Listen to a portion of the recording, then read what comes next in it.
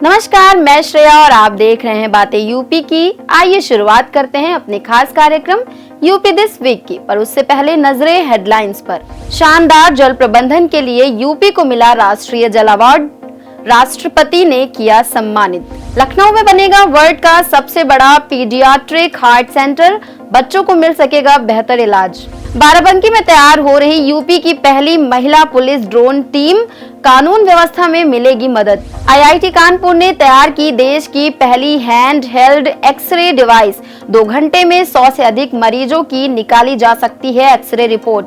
काशी में मालवीय ब्रिज के पास होगा सिग्नेचर ब्रिज का निर्माण, 6 लेन में ऊपर दौड़ेंगे वाहन, नीचे गुजरेंगी ट्रेन। यूपी में अब मिलेगा बायोडीजल पेट्रोल, यूपी नेडा ने 21 निवेश प्रस्तावों को दी स्वीकृति। यूपी में 229 गांवों को होम स्टे के लिए किया गया चिन्हित, ग्रामीण पर्यटन को बढ़ावा देने के लिए अनूठी पहल। और अब खबरें विस्तार से। 22 अक्टूबर को नई दिल्ली के विज्ञान भवन में आयोजित 5वें राष्ट्रीय जल पुरस्कार समारोह में उत्तर प्रदेश को जल संरक्षण और जल प्रबंधन के उत्कृष्ट कार्य के लिए सर्वश्रेष्ठ राज्य की श्रेणी में दूसरा स्थान मिला। राष्ट्रपति द्रौपदी मुर्मू ने नमामि गंगे एवं ग्रामीण जलापूर्ति विभाग के अपर मुख्य सचिव अनुराग श्रीवास्तव और तत्कालीन director ground water doctor Balkar Singh को ये सम्मान दिया। उत्तर प्रदेश ने 2023 में 17,900 गांवों को नल कनेक्शन देने, 6,000 चेक डैम, 1,000 तालाबों और 31,360 सरकारी भवनों पर रेन वाटर हार्वेस्टिंग संरचनाओं का निर्माण कर जल संरक्षण में नए कीर्तिमान स्थापित किए हैं। प्रधानमंत्री नरेंद्र मोदी के नेतृत्व में उत्तर प्रदेश स्वास्थ्य क्षेत्र में तेजी से प्रगति कर रहा है। वर्ष 2017 से पहले जहां केवल 18 जिलों में मेडिकल कॉलेज थे, वहीं अब 64 जिलों में मेडिकल कॉलेज संचालित हैं। मुख्यमंत्री योगी आदित्यनाथ ने हाल ही में SGPGI में 1,147 करोड़ रुपए के एडवांस डायबिटीज सेंटर, सलोनी हार्ट सेंटर और एडवांस पीडियाट्रिक सेंटर का उद्घाटन किया।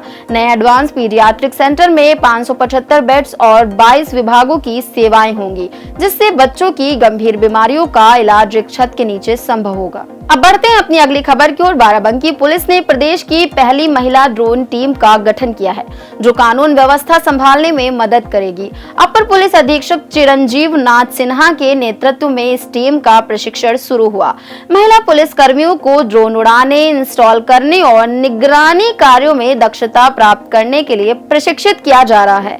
ये टीम विशेष रूप से मिशन शक्ति के तहत बनाई गई है, ताकि चर्च ऑपरेशन में असहजता की स्थिति का सामना न करना पड़े। ड्रोन मैन मिलिंद राज भी इस टीम को प्रशिक्षण देने में सहयोग करेंगे। टीम जल्द ही फील्ड में उतारी जाएगी। अब बढ़ते हैं अपनी अगली खबर की ओर। IIT कानपुर के विशेषज्ञों ने देश की पहली portable hand held X ray device विकसित की है, जो टीबी के मरीजों के लिए विशेष रूप से फायदेमंद होगी। ये project Indian council of medical research के सहयोग से तैयार किया गया है। इस डिवाइस की खासियत ये है कि इसे एक बैग में आसानी से रखा जा सकता है और ये 1 मिनट में एक्सरे रिपोर्ट प्रदान करती है। डिवाइस डेटा को ऐप के माध्यम से लैपटॉप पर दिखाती है, जिससे ग्रामीण और सुदूर क्षेत्रों में चिकित्सा सेवाओं में तेजी आएगी।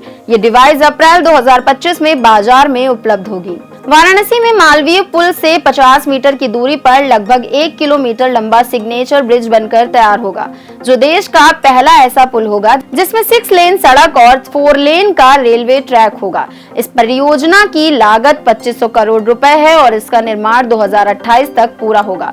हाल ही में केंद्र सरकार ने इस प्रोजेक्ट के लिए मंजूरी दी है। सिग्नेचर ब्रिज वाराणसी को चंदौली, मिर्जापुर, सोनभद्र और बिहार से जोड़ेगा। इसके साथ ही पड़ाव चौराहा की चौड़ाई 200 मीटर बढ़ाई जाएगी।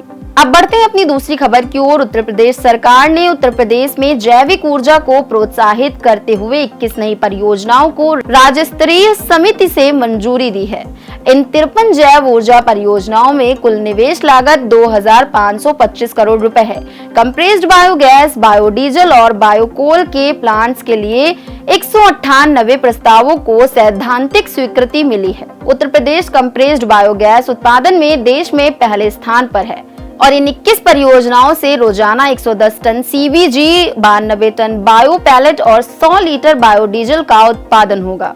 इसी के साथ अब बढ़ते हैं अपनी आखिरी खबर की ओर। यूपी सरकार ने ग्रामीण पर्यटन को प्रोत्साहित करने के लिए होम स्टे योजना के तहत 229 गांवों को चिन्हित किया है, जिनमें से 80 गांवों के निवासियों ने सहमति दी है। इन गांवों के लोगों को मान्यवर काशीराम पर्यटन प्रबंध संस्थान में होम स्टे के लिए प्रशिक्षण दिया जा रहा है। योजना के तहत हर गांव का फेसबुक पेज भी बनाया जाएगा, जिसमें गांव की विशेषताएं, इतिहास और आसपास के पर्यटन स्थलों की जानकारी होगी। पर्यटन विभाग सोशल मीडिया के जरिए गांवों का प्रचार करेगा, जिससे स्थानीय रोजगार के अवसर बढ़ेंगे और प्रदेश की आर्थिक स्थिति सुदृढ़ होगी। अब चलते चलते एक नजर डाल लेते हैं देश दुनिया की कुछ अहम खबरों पर। ई श्रम पोर्टल पर केंद्र सरकार ने जोड़ी 12 कल्याणकारी योजनाएं। अब असंगठित श्रमिकों को मिलेगा यूनिवर्सल अकाउंट नंबर। यात्रा रुझान रिपोर्ट के अनुसार भारतीय यात्रियों की पसंद में शिलांग 2025 के सबसे लोकप्रिय गंतव्य के रूप में उभरा। बाकू और लैंकावी को पछाड़ा। भारत ने लॉन्च की चौथी परमाणु बैलिस्टिक मिसाइल पनडुब्बी S4। हिंद प्रशांत क्षेत्र में बढ़ेगी समुद्री शक्ति। सिंगापुर भारत द्विपक्षीय अभ्यास का 31वां संस्करण 23 अक्टूबर को विशाखापट्टनम में हुआ शुरू। 1994 में सिंगापुर और भारत के बीच एक्सरसाइज लायन किंग के रूप में हुई थी सिम्बेक्स की शुरुआत। सरकार ने आंध्र प्रदेश के नाग्यालंका में नई मिसाइल परीक्षण रेंज को दी मंजूरी। रक्षा क्षमता में होगा सुधार। तो बस आज के कार्यक्रम में इतना ही। कार्यक्रम में दी गई जानकारी आपको कैसी लगी, कमेंट सेक्शन में जरूर बताइएगा। ऐसी ही और खबरों के लिए देखते रहे और करते रहे बातें यूपी की। धन्यवाद।